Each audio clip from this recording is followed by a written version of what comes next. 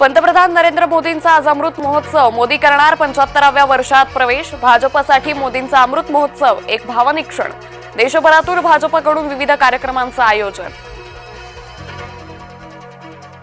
भुजबळांच्या बेनामी संपत्तीची पुन्हा चौकशी. मंत्री छगन भुजबळांच्या अडचणीत वाढ. बेनामी मालमत्ता प्रकरणी विशेष न्यायालयाकडून चौकशीचे आदेश.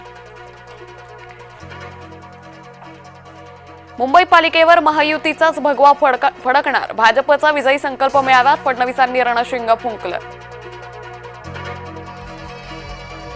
कोरोना काळात नातेवाईकांना कंत्राट देऊन लोकांना मारलं. कोरोना काळातले कफन चोर आम्हाला काय सांगणार. मुख्यमंत्री फडणवीसांचा उद्धव ठाकरेंवर निशाणा. आमच्याकडे जागतिक ब्रँड नरेंद्र मोदी. बेस्ट निवडणुकीत ठाकरे ब्रँडचा बँड वाजवला. देवेंद्र फडणवीसांचा ठाकरे बंधूंवर निशाणा. 31 जानेवारी 2026 पर्यंत स्थानिक निवडणुका घ्या. सर्वोच्च न्यायालयाचे निवडणूक आयोगाला आदेश.